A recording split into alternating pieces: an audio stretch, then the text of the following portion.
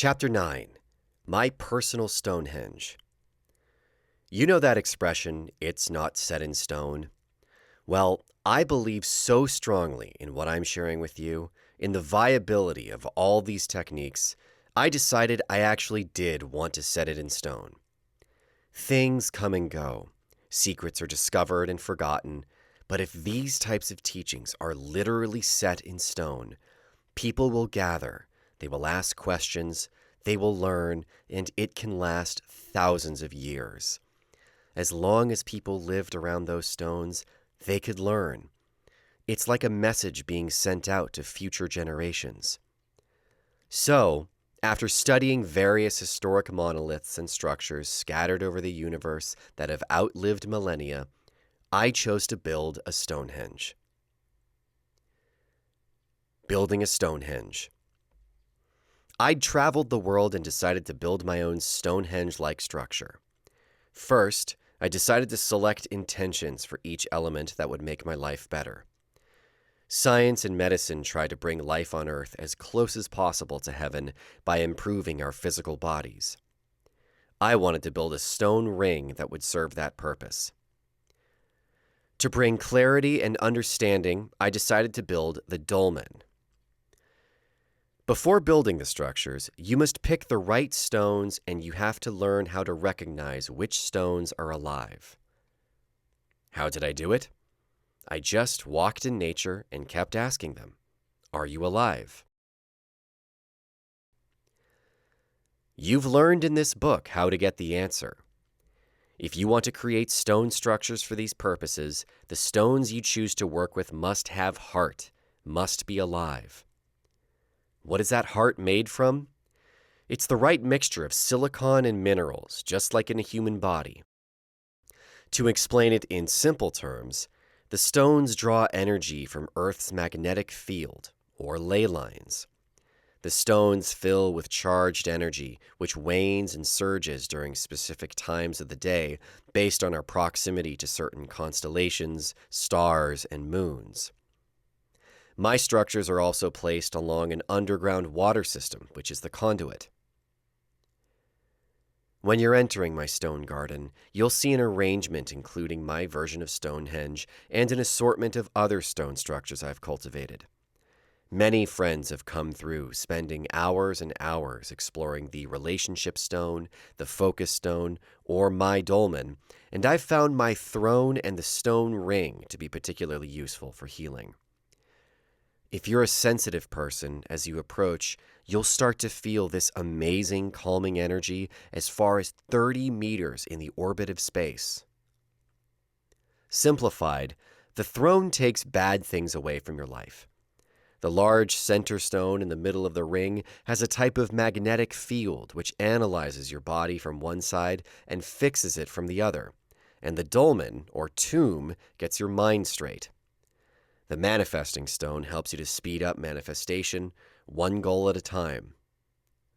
All a sensitive person needs to do is pick one goal. Then stand on top of that stone and pretend your goal or desire already exists for about 1 minute. While building it, I expanded on the different functions. The stone throne for happiness. First, you stand in front of the throne and ask, "Please help me be happy right now. Take away everything I don't need in my life right now. All the stress, worry, bad luck, etc." With practice, you can ask in just 1 second with one thought. Then sit or stand on the stone and feel the energies being taken somewhere to the earth.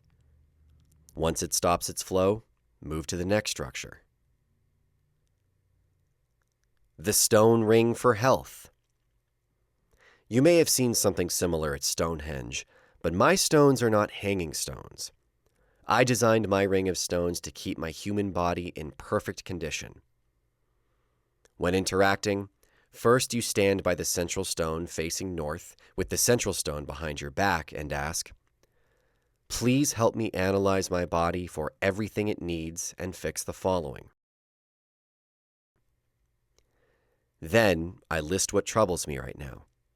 If my left knee is bothering me, I concentrate on my right one. I enjoy the feeling. I'm happy. It's perfect. Then I shift my focus to my left knee, holding the emotions I felt while concentrating on my good knee. Then I imagine my body feeling healthy and looking great. After that, I move to the other side of the central stone facing south and ask, "Please give me everything that I need." I clear my mind. I feel the energy flowing through my body, and when the energy stops flowing, I usually move on to the dolmen. I've worked on my body, and now I go to work on my mind. The dolmen for clarity and understanding. I built the dolmen to facilitate easy downloads and connections with my higher self, and before I step in, I ask, "Please help give me clarity and understanding." If I step into the huge stone structure like a cave with an open mind, I can feel the energy flow. If I sit on top of the dolmen, however, I find I feel more of the vortex energy.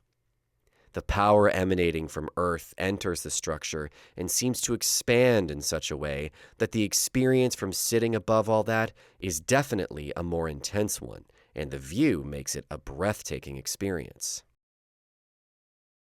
Anecdotally, the dolmen is big enough to fit 2 people. Over the last 3 years of experimenting, we've seen a pattern emerge. It turns out, as built, part of my dolmen acts as a matchmaker detector. If you enter with a soulmate, you are immediately drawn to each other and find you need to be touching, hugging, giggling. On the other hand, those of us who have entered with people who are not meant to be with us are practically propelled away from each other while within the dolmen. Focus stone for manifesting. First, you stand in front of the stone and select one goal from the top of your list. Ask, "Please help me to be, do, or have." I imagine having what I want and enjoy playing with the vision and emotion for about 60 seconds. As I step on the top of the stone, for a moment, I send up gratitude, grateful that what I desire already exists in my life. Then I allow the fantastic energy flowing through me to calibrate my vibration until I feel it fade away. My body will then work as a magnet to attract it in my life. Relationship stone. Use the same technique, ask for a great and meaningful relationship, and imagine it already exists.